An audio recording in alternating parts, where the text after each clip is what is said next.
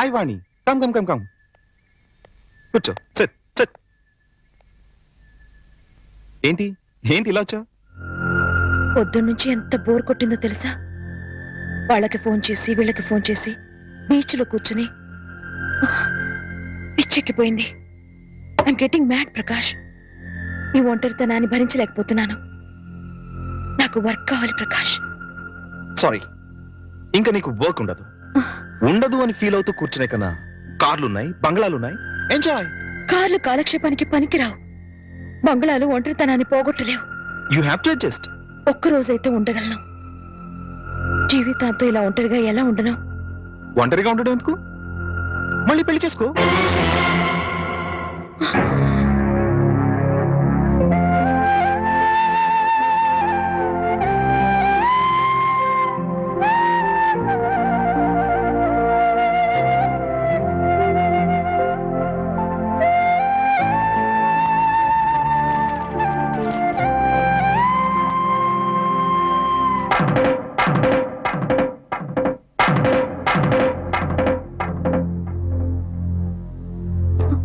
పొద్దునుంచి అత్తయ్య మామయ్య కనిపించడం లేదు, ఎక్కడికి వెళ్ళారు?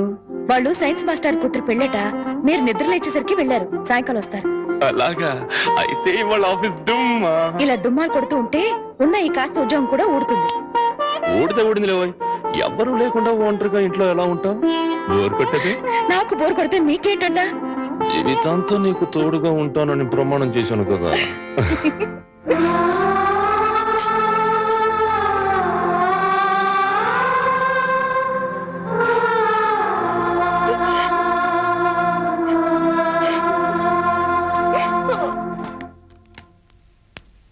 గురుజీ, ఉత్తరం రాసి పెట్టండి. నేను నీకు రాసి పెట్టమంటారా? నువ్వే రాసుకున్నాడు. నేను రాస్తే నేనే వెళ్ళి చదవాలి. అంత బ్యాడ్ గా ఉంటుంది మన రైటింగ్. రాయండి ప్లీజ్.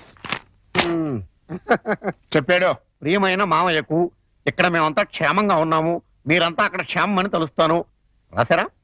తన పట్ల ఇక్కడ మేమంతా ఆరోగ్యంగా ఉన్నాము, అక్కడ మీరంతా ఆరోగ్యంగా ఉన్నారని తలుస్తాను.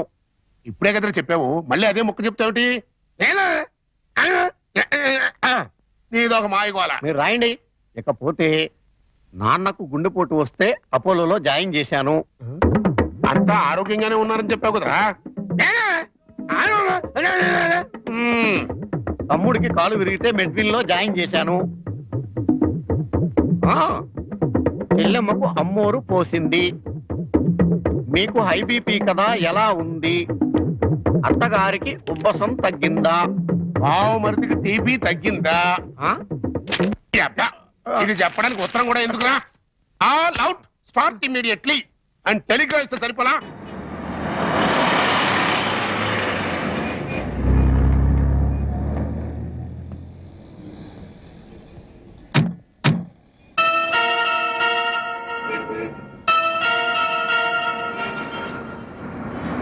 మీరు ఆఫీస్లో ఉండండి, నేను ఇప్పుడు వచ్చేస్తాను. అలాగే సార్, ఉంటాను. వాణి, అంకుల్ మీరు ఇక్కడ? ఆఫీస్ పని మీద బొంబాయి వచ్చాను. సడన్ గా నువ్వు ఇక్కడ కనిపిస్తే. అంతా బాగున్నారా? ఇంకా బతికే ఉన్నారమ్మా. అంకుల్. అవునమ్మా, నువ్వు వెళ్ళిపోవడంతో ఎప్పుడూ చలాకీగా ఉండే నీ భర్త ఒక్కసారిగా కుంగిపోయాడు. నలుగురు పెళ్ళాం లేచిపోయిందని గేలి చేస్తుంటే ఆ బాధను మనసులో దాచుకోలేక, బయటికి కక్కలేక నరక యాతన అనుభవించాడు. ఇక మీ నాన్న కన్న కూతుర్నే క్రమశిక్షణలో పెట్టుకోలేదు, వేలాది మంది విద్యార్థుల్ని క్రమశిక్షణలో పెట్టే అర్హత నాకు లేదని ఆ ఉద్యోగానికి రాజీనామా చేశాడమ్మా.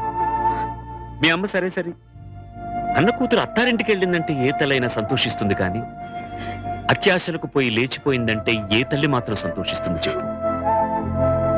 నిద్దట్లో కూడా నువ్వు గుర్తొచ్చి, నువ్వు చేసిన పని గుర్తొచ్చి నెల్లవార్లు ఏడ్చేదట.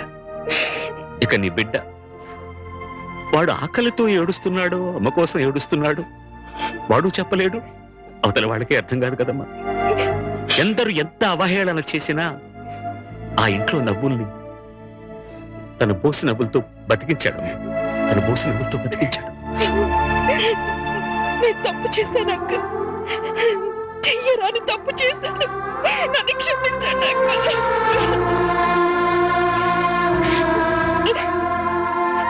సరిదిద్దుకోవడానికి అవకాశం లేని తప్పు చేసావమ్మా నువ్వు.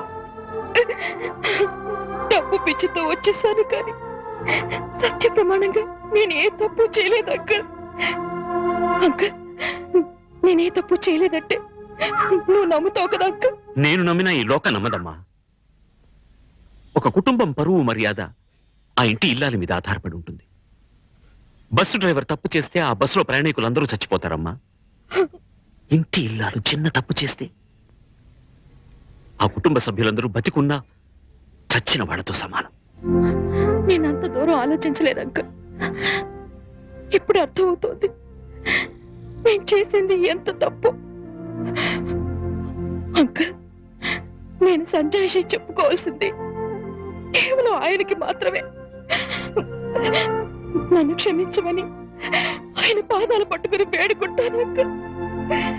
ఏం చేసినా నువ్వు పోగొట్టుకున్న స్థానాన్ని తిరిగి పొందలేవు వాణ్ణి. నీ నాన్న రామారావుకు మళ్ళీ పెళ్లి చేశాడు. ఆ అమ్మాయి కూడా నీకు తెలుసు. మీ తెలుగు మాస్టర్ శర్మ గారు అమ్మాయి సీత. అంకుల్, జీవితంలో ఏం సాధించినా ఎన్ని పదవులు పొందినా అన్నిటికన్నా పెద్ద పదవి, గొప్ప పదవి ఇల్లాలు కావడమే. ఇల్లాలినై ఉండి నా జీవితాన్ని చేతులారా నాశనం చేసుకున్నాను. నన్ను నేను నిలువున తగలబెట్టుకున్నాను. అంకుల్, అంకుల్, నేను మీతో వచ్చేస్తాను అంకుల్. మీరు నన్ను తీసుకెళ్లరు. వాళ్ళంతా ఇప్పుడిప్పుడే కోలుకుంటున్నారమ్మా. చేసింది ఏదో చేసేసావు. నువ్వు వింటానంటే ఒక చిన్న సలహా చెప్తాను. వాళ్ళకు మళ్ళీ కనపడి వాళ్ళ జీవితాల్లో కల్లోలం లేపక వాణ్ణి. ఈ మాట చెప్పడానికి నాకు చాలా బాధగా ఉన్నా చెప్పక తప్పదు కాబట్టి చెప్తున్నానమ్మా. తర్వాత నీ ఇష్టం. వెళ్తా.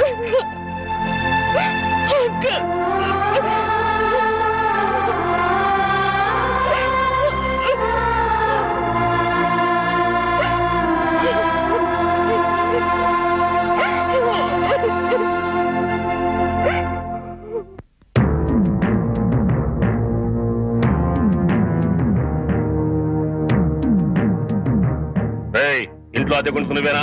నేను అద్దెకుంటలేదు, నేను ఇంటి ఓనండి. నువ్వే ఓనర్ మరి గ్యారంటీ ఏంటి? నీకు ప్రూఫ్ కావాలా? అవును. నాతో రా.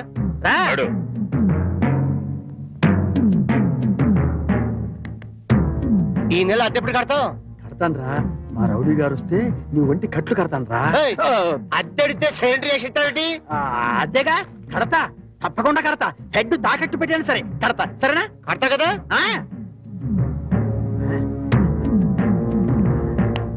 అబ్బా అంతే కదా, కడతాలేవయ్యా. వచ్చేసావా? అబ్బా నన్ను కొడతావేందయ్యా? ఇల్లు ఖాళీ చేయనందుకు. ఖాళీ చేసిన నేను కదయ్యా, వాడు నేను ఓనర్ని. ఓనర్ ఎవరు, అద్దెకోనర్ ఎవరో తెలియదా?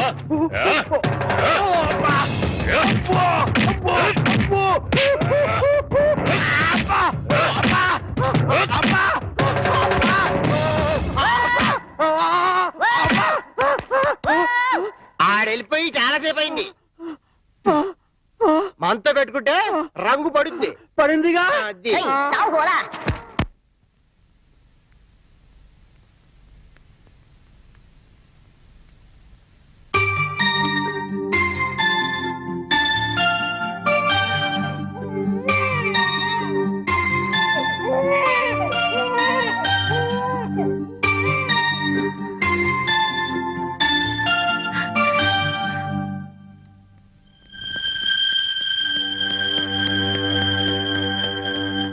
తాతయ్య మీకోసం ఎవరు వచ్చారు?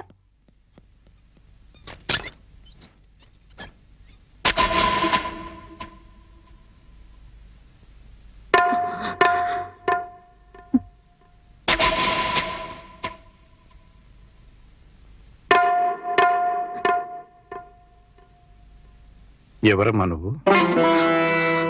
చెప్పమ్మా, ఎవరు నువ్వు? నువ్వెవరో నాకైతే తెలీదు. ఒకవేళ మా ఆవిడికి ఎవరో తెలుసేమో. ఒక్కసారి పిలుస్తానుండమ్మా. పూర్ణ, పూర్ణ.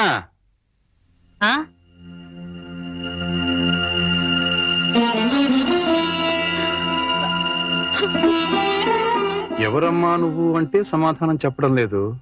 ఈవిడి గారు ఎవరు నీకెవరో తెలుసా? నాకు తెలీదండి. ఎప్పుడు చూసిన గుర్తు కూడా లేదు.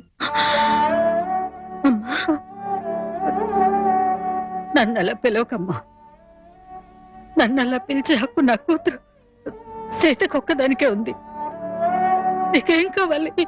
ఏమిటే చూడకపోతే ఆవిడ చాలా ధనవంతురాల్లో ఉంది. ఏదో కావాలని నీ పెంకుటింటి ముందు నిలబడి అడగాల్సిన కర్మ ఆవిడకేం పట్టిందే? ఆ? చూడు ఆవిడ కట్టుకున్న చీర చూడు. నీ జీవితంలో ఎప్పుడైనా అంత ఖరీదైన చీర కట్టుకున్నావా? ఏదో సంసార పక్షంగా సగటిల్లాలుగా బతికేస్తున్న నీ ఇంటికి అంత గొప్ప ఆవిడ ఎందుకు వస్తుంది? ఎవరిదైనా అడ్రస్ కనుక్కోవడానికి వచ్చి ఉంటుంది. అంతే కదమ్మా? మాట్లాడమ్మా. మాట్లాడితే కదా నువ్వెవరో తెలిసేది. మాట్లాడకుండా ఉంటే ఎలా తెలుస్తుందమ్మా? ఒకవేళ మీ దగ్గర చదువుకున్నమ్మా ఏమో గుర్తు తెచ్చుకోండి. కాదే, నా దగ్గర చదువుకున్న వాళ్ళకి చదువుతో పాటు సంస్కారం క్రమశిక్షణ కూడా ఉంటాయి. ఈవిడి గారిని చూస్తుంటే ఆ రెండూ ఉన్నట్టుగా లేవు. అందుకని ఈవిడ నా శిష్యులు కూడా కాదు. చూడమ్మా, మా అమ్మాయి గుడికెళ్ళే టైం అయింది. నిన్ను చూస్తే మా అల్లుడికి నీకు సంబంధం ఉందని అనుమానపడే అవకాశం ఉంది. దయచేసి ఇక్కడి నుంచి తొందరగా వెళ్ళిపోమ్మా.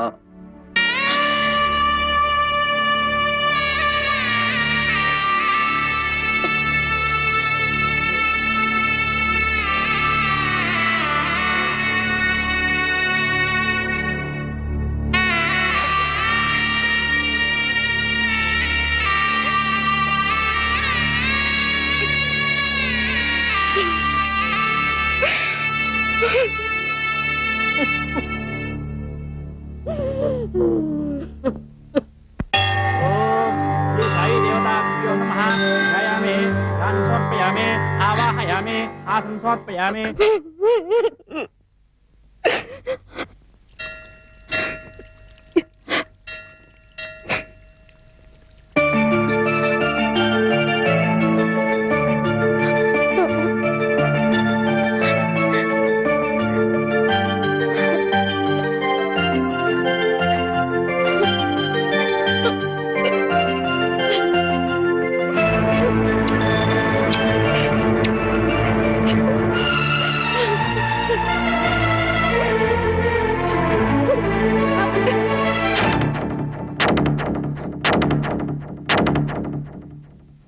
ఏంటి ఇక్కడికి తగలబడ్డావు?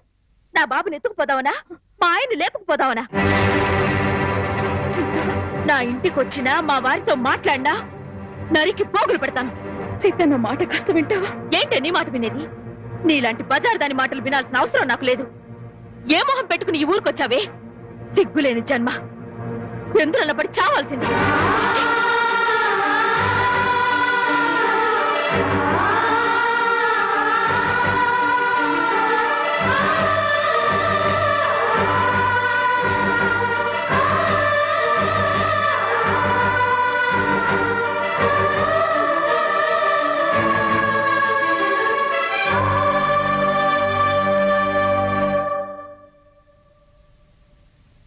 వాణి, వాణి,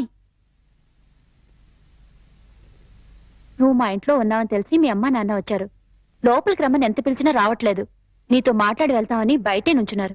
నువ్వు వెళ్ళి మాట్లాడిరా.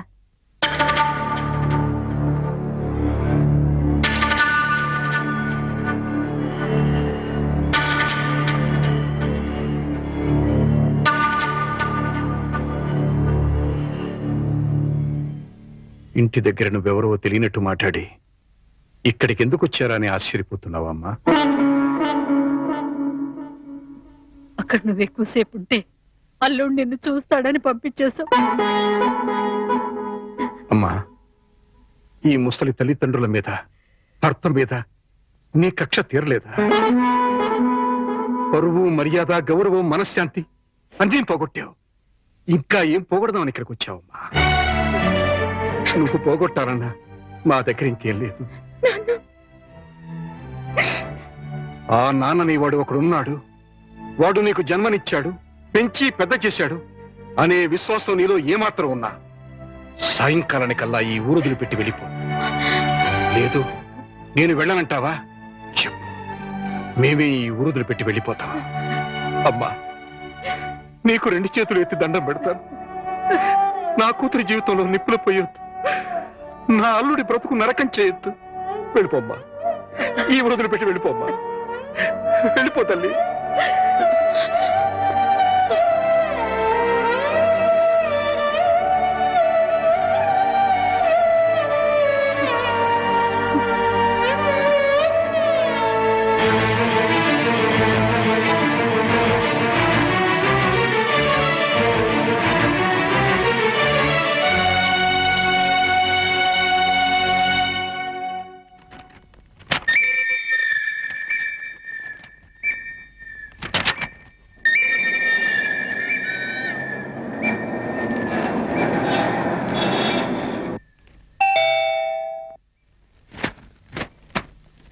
ఎవరు? ఏంటి, బాణి వచ్చిందా? వచ్చింది. ఏ మొహం పెట్టుకుని తిరిగి వచ్చావని చెడామడ తిట్టి పారేశాను. అంతేకాదు, ఏం మహాతల్లి మా ఆయన లేపుకుపోదామని వచ్చావా అని అడగాల్సిన 4 మాటలు అడిగి దులిపి పారేశాను. సరే సరే, అసలు ఎందుకు వచ్చిందో అడిగావా? ఆవిడ గారు ఎందుకొస్తే మాత్రం నాకెందుకని అడగలేదు. నీకు బుద్ధుందా? ఎన్నేళ్ల తర్వాత వచ్చిందంటే పాపం ఏదో కష్టం ఉంటే వచ్చుంటుంది. ఎందుకు వచ్చిందో, ఏ పని మీద వచ్చిందో కనుక్కోకుండా పంపించేస్తావా? ఇది మరీ బాగుంది. మధ్య నా మీద వస్తారేమిటి? సరే, బాణి వచ్చిన విషయం నాకెందుకు చెప్పలేదు? నేనే చెప్పొద్దు అన్నాను బాబు. అది మళ్ళీ నీ కంటపడితే గతం నీకు గుర్తుకొస్తుందని, ప్రశాంతంగా ఉన్న నీ మనసు మళ్ళీ పాడైపోతుందని నేనే చెప్పొద్దు అన్నానయ్యా. మామయ్య, పోనీ వాణి ఎక్కడుందో తెలుసా? మా ఇంట్లో ఉంది. ఇంతకు మునిపే మా ఇంటికి వచ్చింది. ఎప్పుడు కళకళలాడుతుండే ఆ మొహంలో కళాకాంతులు లేవు. మనసులో పశ్చాత్తాపం, మాటలో పశ్చాత్తాపం, ముఖంలో పశ్చాత్తాపం. తను చేసిన తప్పును తలుచుకుని కుళ్ళి కుళ్ళి ఏడుస్తోంది. నీతో ఒక్క మాట చెప్పినమని నన్ను పంపించిందయ్యా. ఇంకో అరగంటలో ట్రైన్కి వెళ్ళిపోతున్నాను అంకుల్. శాశ్వతంగా వెళ్ళిపోతున్నాను. ఇంకెప్పుడు ఎవరికి కనిపించను. ఒక్కసారి ఆయనతో మాట్లాడాలి, తీసుకురావు అని ఆ బిడ్డ దీనంగా అడుగుతుంటే కడుపు తరుక్కుపోయిందయ్యా. చేతకాక చిన్న పిల్లల్ని ఏడ్చేశాను. రామారావు, వాణి తను పోగొట్టుకున్న స్థానాన్ని సంపాదించుకోవాలని అనుకోవటం లేదు. తనకు ఆశ కూడా లేదు. కేవలం నిన్ను కలుసుకోవాలని, మాట్లాడాలని తపన. మళ్ళీ జీవితంలో అవకాశం వస్తుందో రాదోనన్న ఆరాటం. అమ్మను కానీ, నాన్నను కానీ, కనీసం తన కన్న బిడ్డను కానీ చూడాలనుకోవటం లేదు. కేవలం నిన్ను చూడాలనుకుంటుంది, నీతో మాట్లాడాలనుకుంటుందయ్యా. ఆలోచించుకునే వ్యవధి లేదు రామారావు. అమ్మాయి వెళ్ళిపోవడానికి టైం అయిపోతుంది. నువ్వు తనను క్షమించినా క్షమించకపోయినా పర్వాలేదయ్యా. ఆ అమ్మాయి క్షమించమని నిన్ను ఒక్కసారి అడగడానికి అవకాశం ఇవ్వు రామారావు. Please please. సీత, నేను వాణితో మాట్లాడొస్తాను. ఆగండి, ఒక్క నిమిషం.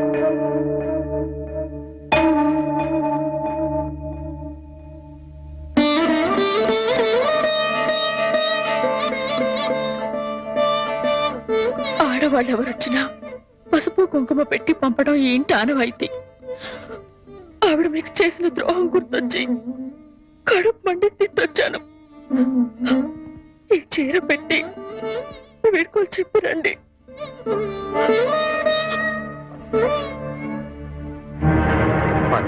వాణి ఎక్కడ? ఆ గదిలో ఉంది. వెళ్ళిపో.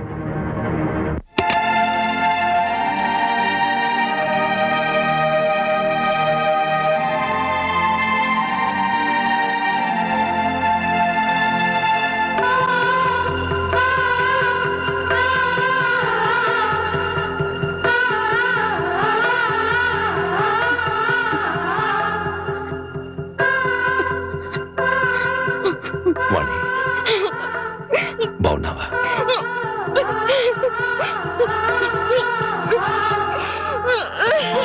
వాణి, వాణి, ఏమిటిది?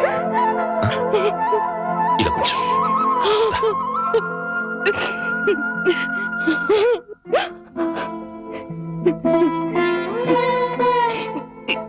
ఏమండి, మీతో ఎంతో మాట్లాడాలని ఉందండి, కానీ ఇప్పుడు నాకు టైం లేదు. నేను చెడిపోలేదండి. ఒట్టండి. ఎవరు నమ్మినా నమ్మకపోయినా నాకు అనవసరం. మీరు ఒక్కరు నమ్మితే నాకు అదే చాలండి. నమ్ముతున్నారు కదా? నమ్మకపోతే నిన్ను చూడటానికి వచ్చేవాడిని కాదు. చాలండి. ఇప్పుడు నాకెంతో తృప్తిగా ఉంది. ఏమండి, ఎవరూ లేని ఒంటరి దాన్ని అయిపోయానండి. వెళ్లే ముందు ఒక్కసారి మీ ఒళ్ళో పడుకొని నాకు మీరున్నారనే తృప్తితో వెళ్ళిపోతానండి. ఒప్పుకుంటారు కదా?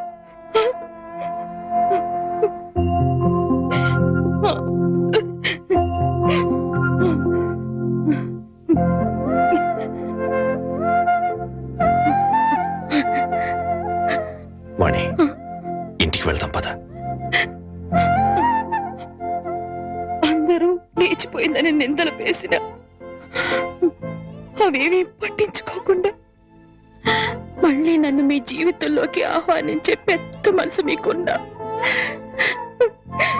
వచ్చే అర్హత నాకు లేదండి.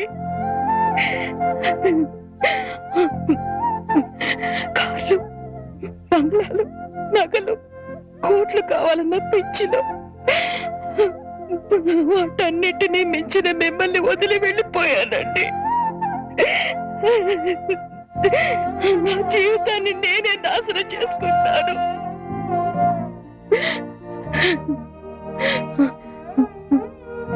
మళ్ళీ ఇంకో జన్మంటూ ఉంటే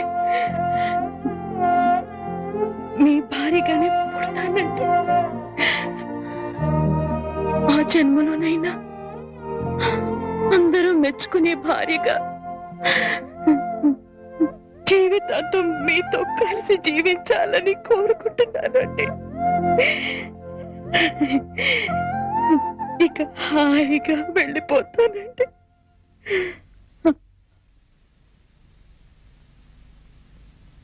పిచ్చిదానా, ఎక్కడికి వెళ్ళిపోతావు? అప్పుడు ఇప్పుడు ఎప్పుడు నా హృదయంలో నీ స్థానం ఒక్కటే. పదమన్నింటికి వెళ్తాం. అక్కడ అందరూ కలిసి ఉండొచ్చు. సీత నేను ఒప్పిస్తాను అన్నట్టు సీత నీకు చీర పంపించింది. ఇదిగో చూడు వాణి, సీత నీకు చీర పంపించింది. వాణి, వాణి, వాణి, వాణి.